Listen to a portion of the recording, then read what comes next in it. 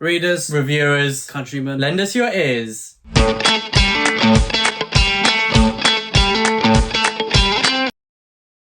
And a huge thank you to all of our Patreons. Thank you to the Pit Fighters, the First Swords, and all of the Bright Stars, Truth and Courage. Hello, welcome to the channel. I am Ed, this is my brother Will. Today, the brothers Gwynne have been talking to you about all the books we read in August. We are indeed. August to me was probably the best month of reading I've had. Was it? Period. I haven't heard it about wicked. it at all.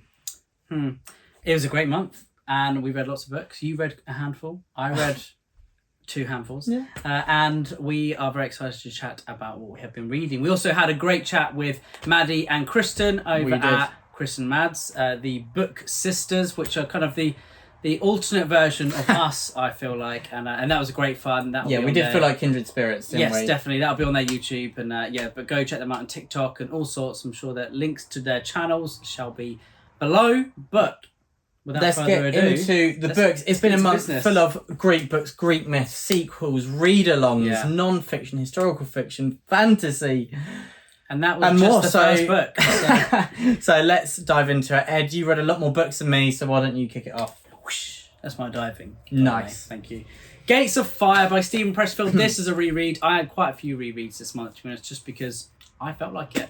And Gates of Fire, Stephen Pressfield, one of my favourite books. This is like military historical fiction as good as it gets. It's the story of Thermopylae, so the 300 Spartans and the however many others versus the millions of Persians, and you have the godlike swift-footed Leonidas and all of the Spartans, and it is a great book. But this book is special. To me, it's one of the it's probably the most important historical fiction book to me that isn't by Amanda Scott. I think this book knocked me for 6. When I read the first page, I knew this is a book of genius. It's one of those that sucks you in. It's one of those that I remember vividly reading for the first time. We actually did have BookTube then. It was a couple of years ago. We had a review of this. Immediately did a review saying, "Is this the best historical fiction book ever?" Well, I think you read it about a year before me, right? And you waited for me to jump on the bandwagon. I begged. Then I loved it. Then we did a review. It's incredible, and it is, in my opinion, a work of genius. Stephen Pressfield writes the classical world like no one else, and The Gates of Fire just encapsulates what great historical fiction should be. The battles are incredibly intense. I mean, they're horrific, aren't they? But the character work is brilliant. There's a lot of kind of shifting of allegiances to these characters that you're reading about, and you go to hate some, you go to love others, and then it takes the rug, sweeps the rug from underneath your feet. But Gates of Fire, wonderful book, loved it on a reread, even better, loved it. Very nice. And next I read a book that I think you actually read in July, Ed, and that is Jade City by Fonda, book 1 of the Greenbone saga. I think of this book fondly. Great joke, Ed. Thank you. Did you hear that from someone else or make it up?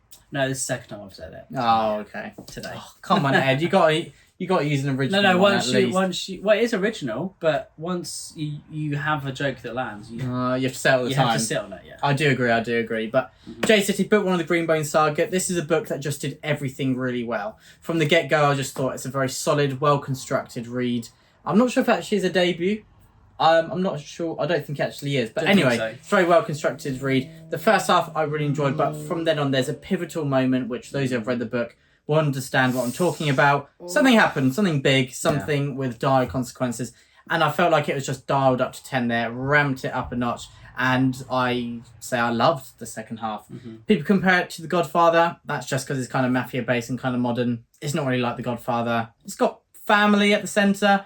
But beyond that, not really. I'm so glad we agree. Yeah. Like, it's not like The Godfather. No, it's not. But that's not a bad thing. No, I guess you could say it's a bit like The Godfather. The family, they're helping each other, even though personally they do dislike each other. It's more like Peaky Blinders and the family dynamic of Peaky Blinders. I agree. But it's just like any gangster thing. Boardwalk Empire, Sopranos. I agree. You could just say that. Being modern, a bit of my worry was I don't like kind of modern fantasy of machine guns and epic fights like that. Yeah. I do enjoy some urban fantasy, such as Ben Aronovich, but not when it's epic. Yeah. Small. So kind of match-up fantasy is the most modern I like to get. So I was a bit worried about the combat and the magic in Jade City, but it's done in a really interesting way where a lot of it is still kind of martial combat, and I thought it blended the modern with that kind of what I'm more used to fantastical aspect really, really well. And that's Jade City. Really enjoyed it. Great way to kick off August, and I'm looking forward to carrying on with the series. So, sticking along with my Greek theme, I reread The Silence of the Girls by Pat Barker. In my opinion, Pat Barker is everything that Madeline Miller wishes she was. Whoa. Not to be harsh, but I mean, this is the greatest Greek Don't hold back, Ed. mythological retelling of all time. I mean, this is the GOAT, isn't it? I do agree. It's incredible. Pat Barker is... I think, to me, this is my favourite prose I've read in a book ever. Like, her voice in this book and the next one I'll talk about soon. I've never read prose as good, as immersive, as kind of fluctuating in terms of range as this. And the way that she's able to kind of identify character just through a turn of phrase. You notice that Robin Hobb consciously does it, where her vocabulary is chosen very specifically, very consciously, and it feels like Pat Barker is just even a level above that. It's just amazing. And to me, Silence of the Girls, sorry, Ed with the shots when he's got Silence of the Girls out. Madeline Miller, I'm not saying in a nasty down. way. Robin I Hobb, love Madeline Miller's writing in Circe, Kirk. I also love Robin Hobb's Assassin's Apprentice. I've only read one book by her, but I know that I love. You've read it twice though, so I've read you've twice. read two Robin Hobb. Basically, I've read it 3 times because I've read it through Sadie as well. And I live vicariously through her eyes. But The Silence of the Girls is the best Greek mythological retelling. It's the story of Briseis, who was captured and was made a slave by Achilles.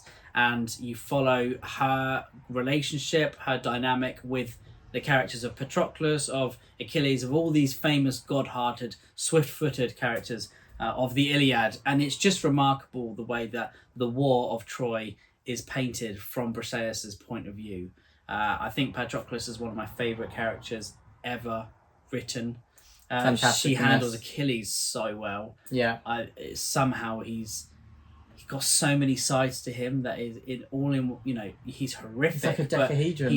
He is like a decahedron. I'm not going to say it anymore. He's a D20, isn't he? He's a D20. So Silence of the Girls, one of my favourite books. If you want to read a book about Greek mythological retellings that is just to another level, read this. I think it sweeps the floor with any other of this kind of new wave of retellings.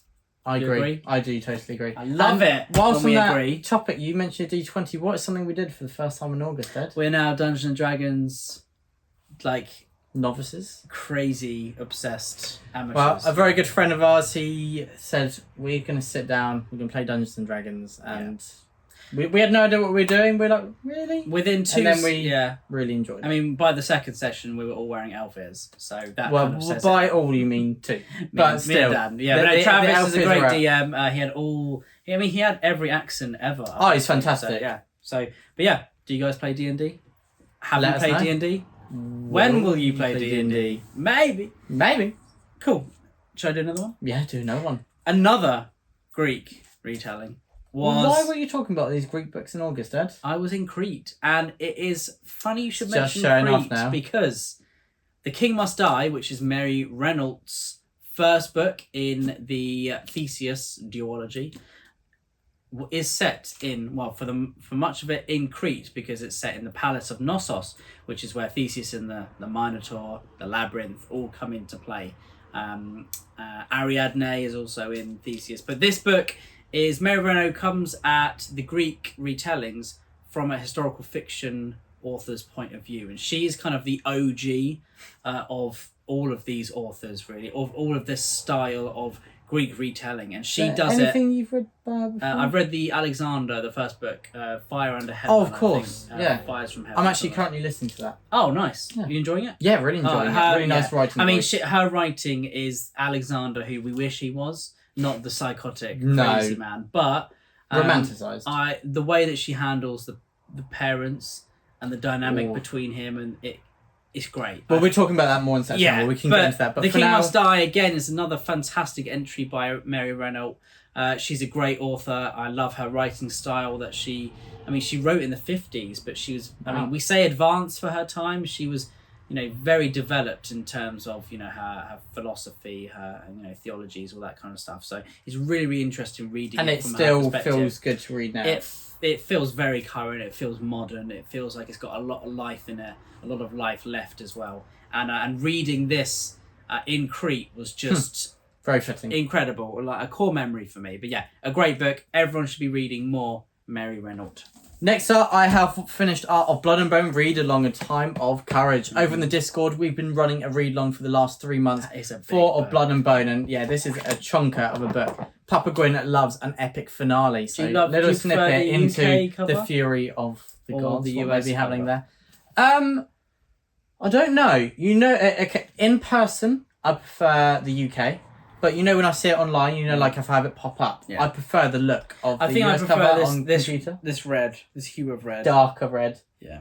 But anyway, Time of Courage, the big finale for Of Blood and Bone, and the final book in the Banished Lands as of yet. Quite sad, always bittersweet leaving your favourite characters and this world. A lot of people said that it felt really emotional closing that final page, but that Papa Gwynne did it in such a fitting, satisfying way. And of course now we're on to the Bloodsworn Saga read-along, which it's been amazing. Yes. In August, I think we had 180 people join the Discord. Yeah. I can only guess, I think the majority have fought the read-along, and so it's awesome. We're recording this on the 2nd of September. Is the 2nd of September? 3rd of September. Yeah. Wow. On the 3rd of September, and the amount of comments of people reading Shadow of the Gods is just awesome. So much fun. But anyway, I'm getting tangential again. Time of Courage Classic. was awesome. Love doing a read-along with other people on the channel. That's The Time of Courage by Papa Gwynne. I also read that, also loved it. It's a reread for me. First time you've read. Oh, yeah, of course. The next one for me was another Pressfield book, Alexander, The Virtues of War. And I'm gonna say this now. This was probably the least enjoyable book I read in all of August. It was still 4.5 stars. So that shows how good my August was. To have Pressfield at the bottom, it's pretty crazy, isn't it? But The Virtues of War is the story of Alexander told from his own point of view.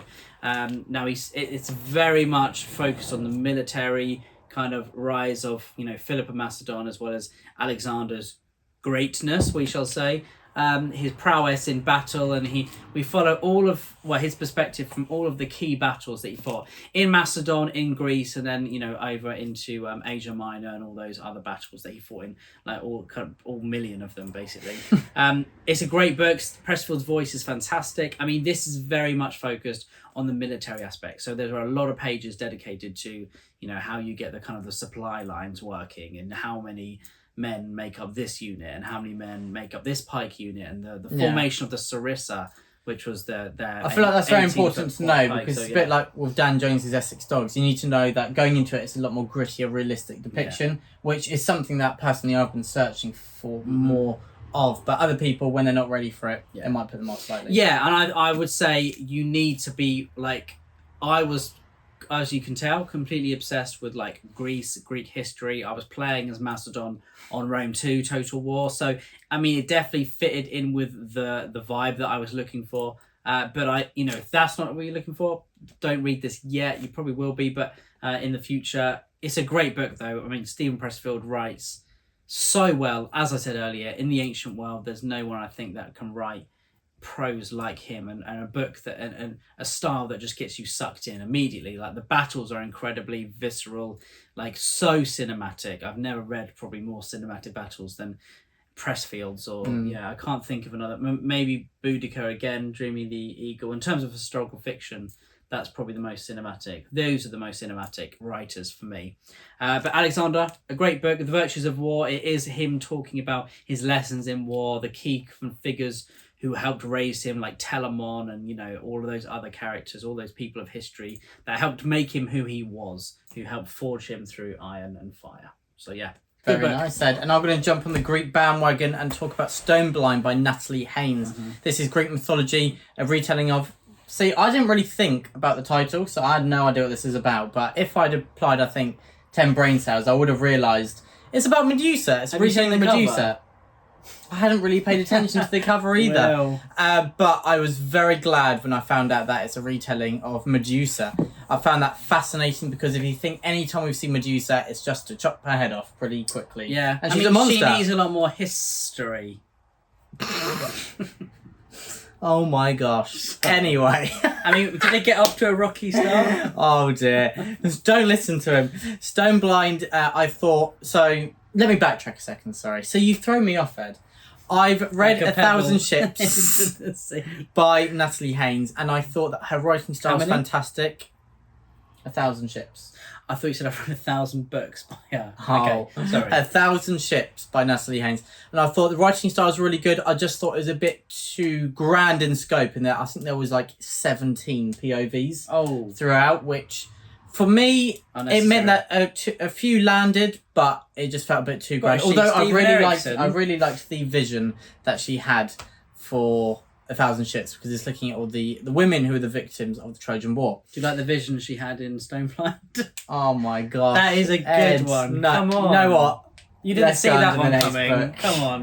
Did you like it? Oh, he's turning me into stone slowly of these jokes. But so Stone Blind, I thought it will keep her strengths, and then also because more limited it's in scope, I'd enjoy it more. And luckily, I was correct. I really, really enjoyed this.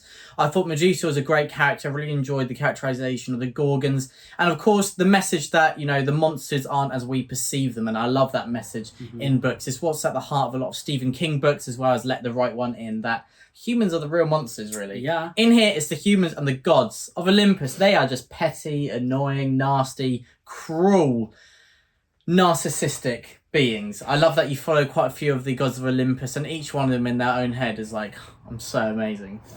I need to look in the mirror all day, but gosh, Athena's annoying me.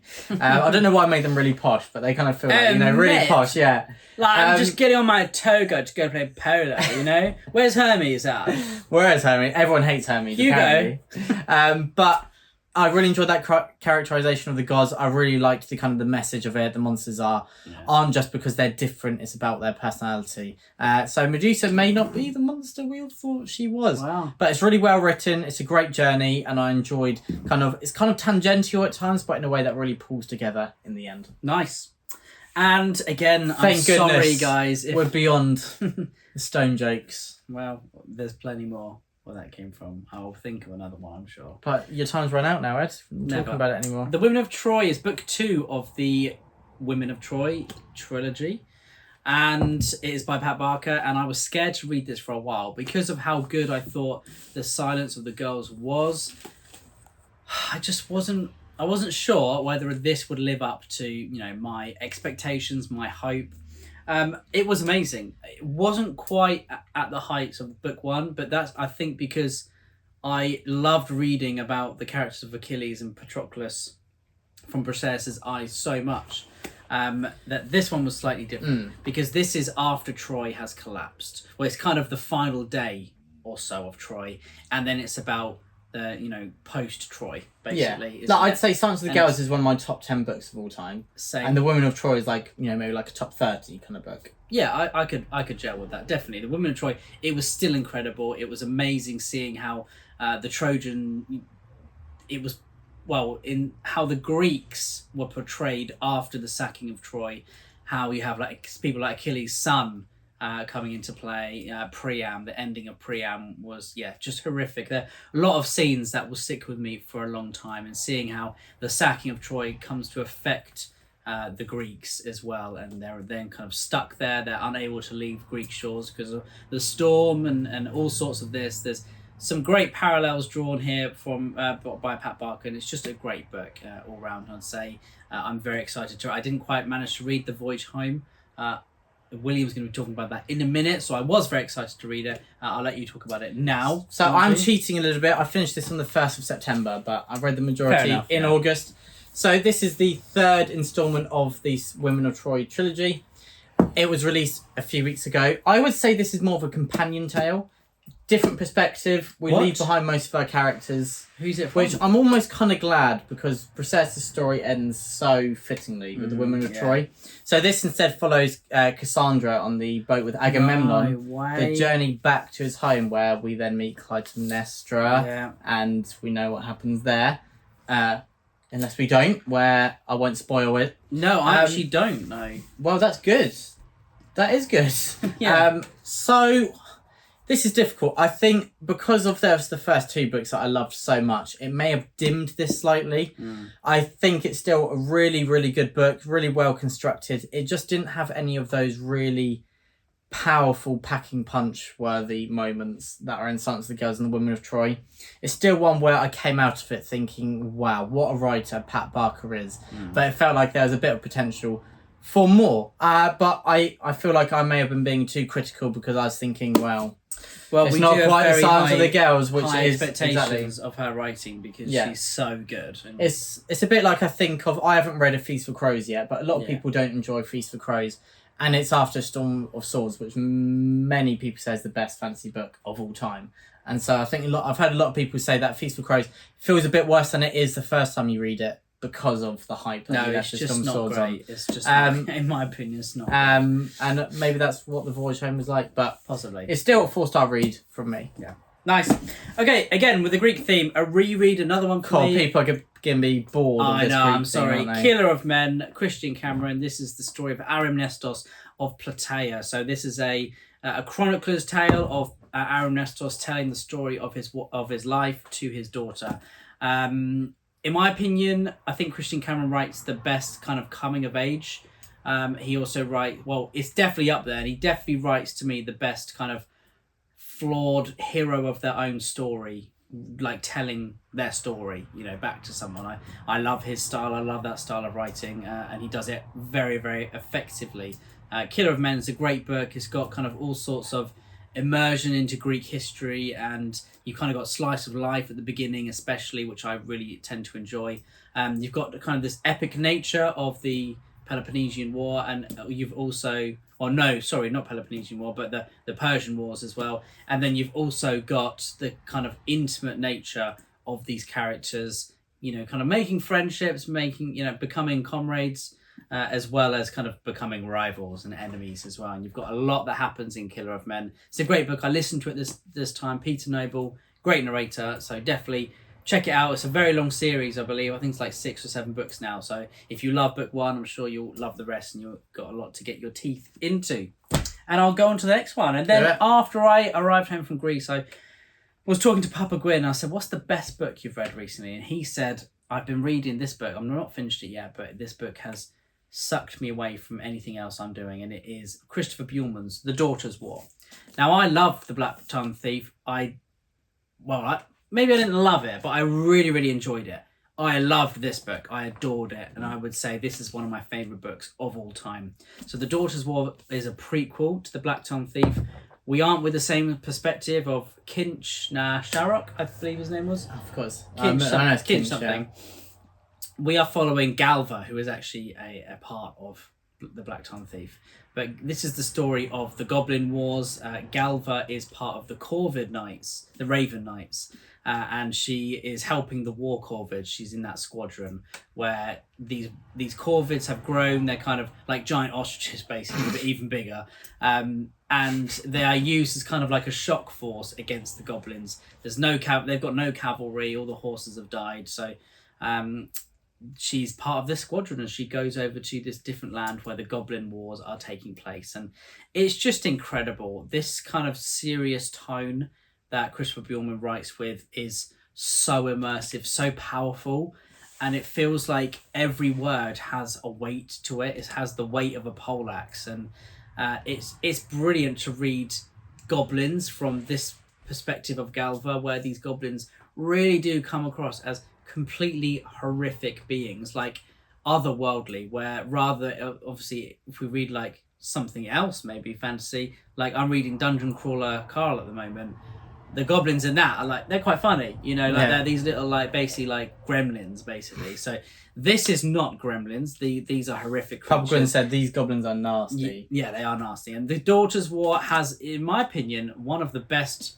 villains, and also one of the best kind of climaxes of a fantasy book. I don't remember the last time I read a more modern release of fantasy that had such a well-crafted villain, a well-crafted ending that was like bone crunching as this book. It felt like this book was traditional in that sense, where it did have a, kind of a three parts to it that were very conventional, but at the same time it's written in a very unconventional style that was so easy to kind of find yourself in and immersed, and it's just brilliant. I loved it. If you can't tell, I just want to talk about it all the time, but I will stop there. Well, I'll be reading it in September, so we can talk about it again. I really would love to do a review, like a proper review. That'd be great. And you could be the goblin, and I'll be... Talking about reviews, I've got a book that will be reviewed on the channel shortly, or it might have been reviewed already. It is Glorious Exploits by Favs Lenin. This is a debut historical fiction novel, which is set in 412 BC. We've got the Athenians have attacked Syracuse, their fleet has failed, all the prisoners have been chucked into a quarry to basically starve. So it's a reminder to the Syracusians, look at our great victory. Two potters who have recently been... Two potters have recently been sacked. They're going to the quarry to these prisoner Athenians, and they're asking them to say lines of plays by Euripides to them, and in return they'll give them some food and drink. So they find some Athenians who can remember some lines from these plays, from Medea and the women of Troy, and then one thing leads to another, and suddenly they decide to stage a play with the Athenians as the cast.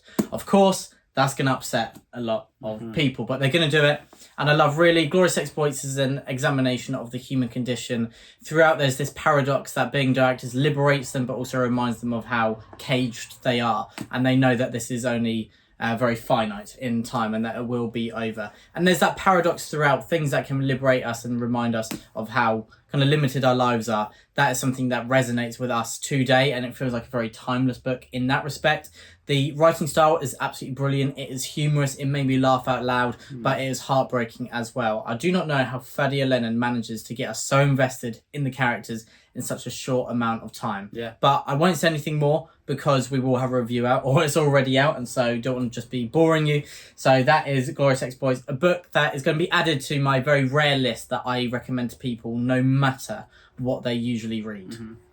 And you're welcome, Will, for introducing me to the book. Because I also read this, and I read this on holiday, and I also loved it. It's a powerful book, deeply affecting, daft, and subtly heartbreaking, I would say. So nice. Lovely. There we go. That is your book as well. And next one for me was, again, another just out of camera shot, Ed has a pile that is just teetering as on falling over. Large, as long as my dash hound. And that's not you. That's not very long. Right, she's very long. Dotty? Yeah. Well, long for her feet size, which are about that big. She's tall, but she's very long. She's a longer. Anyway, Blood Song, Anthony Ryan. It's a reread for me. I saw Mike from Mike's Book Reviews, you might have heard of him, talking on Twitter about that he would like to read an Anthony Ryan book. And I said, please read Blood Song because it's the best. What did you say? Please read Blood Song because it's the best coming of age character goes to school fantasy that I've read. Hopefully he agrees. He is going to be reading it in September. So that's very exciting. I believe in September anyway. But yeah, it is very exciting. Blood Song. Sorry if you can hear our corgi in the background. She's got very excited. But so Welsh. She's just saying hi to the camera. She is. But Blood Song is a fantastic book. It was the first book, the only book actually so far that I've read by Anthony Ryan. It was one of those books. Have you not read any others? No, it was one of those books that I read back in the day, back before BookTube. I must have been like 17, probably like 10 years 18, ago. Yeah. Wow. 10 years, there you go. Was it when it came out? No, I think it came out like 2011, so it would have been a little bit, obviously, a little bit after that. But it was fairly recent. But Blood Song, this is my copy. This is from Orbit, so obviously it was self-published at first, wasn't it? Mm-hmm. So I picked this up. Blood Song is the best character goes to school fantasy I've read. Hopefully Mike feels the same. We'll find out very, very soon. Blood Song is brilliant. Valen Alsorna is one of the best characters I've read. It starts off with him as an adult and he has been captured, and you have a chronicler who is kind of following him, being like a journalist kind of thing, reporting this captured man as he's on a journey to be sentenced to death via duel. And then Valen Alsorna decides to tell this journalist basically about his life. You know, we've seen that done many times. Look at Name of the Wind, lots of other books, even one that I mentioned today, Killer of Men. That style is, in my opinion, one of my favourite to read. And in a fantasy novel, that's great as well, because you're able to see the world building built from a coming of age perspective, but you've also got, you can add in these like little tidbits from when the character is older, you know, in the present day. But Valen Alsorna, great character. I love the way that he's crafted and his brotherhood in this essentially kind of Templar-like school that he goes to, and the way that these relationships play out through his life, and the way his character develops. There's a lot of development in these pages, and I would say Bloodsong is such a well-balanced novel. It's quite a big book, but it doesn't feel particularly huge. It's just the balance is just right, and I've always treated this as a standalone. Now I know that lots of people say they really enjoyed the rest of the Tower Lords series, and I've seen a lot of people say that they didn't, because it moved away from the focus of what made this book so good, which was Valen Alsorna. So I've kind of treated it as a standalone. I probably will treat it as a standalone forever, and I'd definitely like to pick up more Anthony Ryan in the future. Very nice. Yeah, he's written some great other books that I've read. Yes. Next up, I've got The Words of Kings and Prophets by Sean Lawless. Oh, that was the sound of the book pile pouring over. So if everyone can just comment below that Ed has committed sacrilege by damaging his books. But I'll carry on. No, I had The Words to of read Kings a lot. and Sorry. Prophets. Yeah, that's a way of showing off, to be fair. You've read so many books, the pile pulled, but fell over. Anyway, The Words of Kings and Prophets. Book 2 of the Goldsworthy trilogy by Shauna Lawless. There are 2 instalments out and also 2 prequel novellas, which you have no need to read if you just want to read the main instalments. But I really enjoyed them. I recommend them. But anyway, talking about this, I waited until quite close to the release of book 3 so that I'd be primed and ready. Yeah. And I'm glad that I've left it this long. I'm now ready to dive into book 3. This continues what I really enjoyed about the Children of Gods and Fighting Men. We've got our leading POVs, and we actually have a few others here, which I really, really enjoyed. It widens in scope slightly, and our characters are engaging with each other far, far more. And I've really enjoyed how that added a fresh aspect to this series. That's what books need to do. They need to take what you've really enjoyed from book 1, but then freshen it up a bit. Yeah. That was done perfectly with The Words of Kings and Prophets. So we've got Gormla, is that how you say her name? Yeah. She is still just with her political machinations left, right and centre. And I think she's my favourite character to follow here. She's not the nicest person, but she's the favourite one to follow. And I love that even though you're rooting for other characters, you understand her and you understand she's been hunted her entire life. And it is exciting and seeing things from her POV. It is, yeah, when things start to pull together. And you know what? She's feeling that, revenge is coming close. The time is near and the stakes have been risen, and I cannot wait for book 3. It's great, really nice writing style, great standout characters. And we're character-driven readers, so of course we are there for that. Absolutely. So talking of great characters, I think it's very hard to get to David Gemmell's level of character writing. No one writes flawed heroes like David Gemmell. And Midnight Falcon it's my favourite Gemmell book. It is. I think Regante are his best books. Sword in the Storm. Maybe Sword in the Storm's my favourite.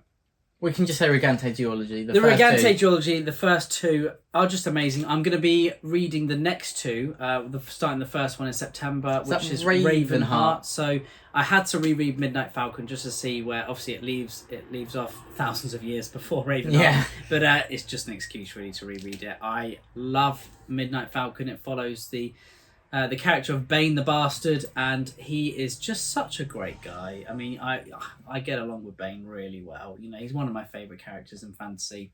The way that his story plays out is incredibly sad at times, and he's got a lot of rage, and if you've read the book, you get what I mean, rage.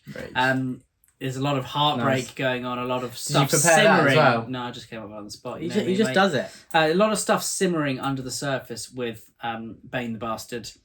Midnight Falcon is just such a fantastic book. You meet characters you meet a character as the main POV in book 1. There are kind of ties there between these characters, and it's just written so well. I always get to the end of a Gemmell book and I say, I wish that these books were a bit longer and kind of were a bit slower paced, because they are very fast paced. And I wish there were more moments of kind of subtlety and more moments of character development with each other, with their relationships, even though Gemmell does it so well in so few pages. I mean, this book's like 400 pages.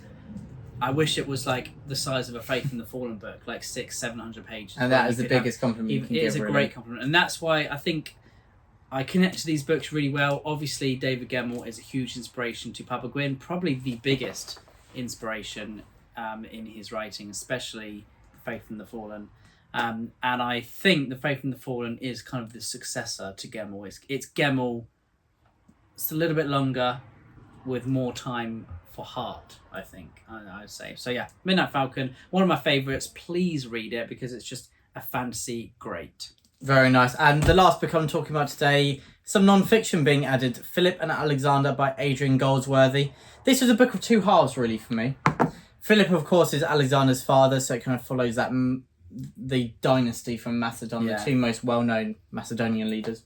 It's hard to get... Philip is underrated. I was going to say, so it's basically about how Alexander wouldn't have been Alexander without Philip. Of course, that's true in history for anyone. Like, Napoleon wouldn't have been Napoleon if it wasn't the state of the French Republic. It's all about context and just falling in place for the person who's become very famous. Philip's so unknown. Yeah, Philip is very unknown, and he actually introduced so many aspects to the army which is attributed to Alexander, and that's what I found so fascinating in this book. I loved about hearing about Philip's climb to power, how he really sorted out a lot of the problems of Macedon, because Macedon were not a great power. They kind of were overlooked, and they were seen as kind of a minor power. The barbarians, weren't they? Yeah, and they were looked as uncivilized and unsophisticated, and how that changed over time. And a lot of that is down to Philip, and I love learning about the political machinations. Of course, there's a lot of holes. It is many years ago, and it is hard to find enough sources to piece the story together. But Adrian Goldsworthy did a brilliant job of showing kind of what is fact, what has been written, and maybe propaganda, and his assumptions on things as well. And I loved that. And I feel like I might be completely wrong. I felt like he had more passion in showing what happened with Philip. When we got to Alexander, it felt a bit more... It wasn't as in-depth or as engaging, in my opinion. It might be because I've read things about Alexander before, such as Ghost on the Throne, and that was a great book. James Rome, I think it's by. But that was great. So maybe it's because there's so much coverage of Alexander that there's a bit less to dive into with him. It's definitely a saturated market, but the Philip stuff. Exactly, the Philip stuff maybe was it's very because new it feels so and new fresh. and fresh. Yeah, but I also did feel like the approach was different. I think maybe because there's so much more we know about Alexander, he had to cover those points and couldn't really dive into the really interesting nuances that we feel and find with Philip in this book. But anyway, it was really good. It was one that, as I said, was a bit of a tale of two halves for me, but still one that I highly recommend if you want to learn about Philip and Alexander and the rise of Macedon. Yeah, it's a great book, and that was my last read. Is a great author. He is, and that was my last read of August. And my last read of August was, again, another Christopher Buehlman book. It is rare that I read the same author twice in the same month, isn't it? Especially since we've started BookTube. And here you've got so many. And here I've got... Pat Barker, Stephen Pressfield, Christopher Buehlman. That is true. And I physically read The Daughter's War, then I went straight on to Between Two Fires. I mean, this actually was the Patreon's pick for August, and I had William knocking on my door saying, Willie, that's rude, isn't it? Saying, Ed... The patrons have voted for you to read Between Two Fires. True. Do not leave it too late. Yeah. And I just had to get through the I should have said War. Stone Blind was my Patreon pick for August. Anyway, it's enough about you. Sorry, back over to you, Ed. So Between Two Fires is a historical horror fantasy. I love the sound of that. Is an incredible blend, and it's set in the 14th century during the Black Death, the Black Plague. And we have essentially Sean Bean is a knight.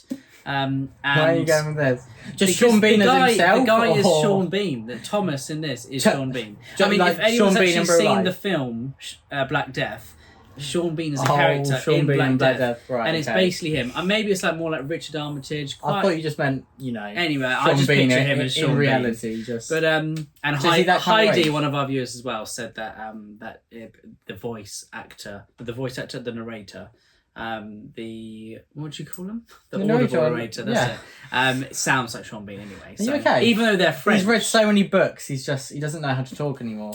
Between too many books. So Between Two Fires is we follow this knight as he somehow comes into association with this young girl whose parents have died from the plague. And he starts noticing things about this girl that she's special. There's something about this girl that is different. And then they meet this priest, and this priest feels it as well. And this girl basically has some sort of kind of holiness going on with her, and she can't explain it. There are just things happening, and in the Black Death, hell itself has opened up, and there are all manner of monsters and creatures and things that are corrupting humans and all that kind of stuff from the Bible that are coming into play. And these three characters, well, the knight and the priest, are trying to get this girl to Paris because she needs to go there. What happens along the way? The writing style is so intense, and it just lends itself to this essentially post-apocalyptic world, and it feels like Cormac McCarthy is writing like medieval history. It's just incredible. The dialogue is brilliant. Christopher Buehlman just has a great voice, and it's like such a different writer to the Black Tongue Thief, even though he's always effective, always good. It's that kind of...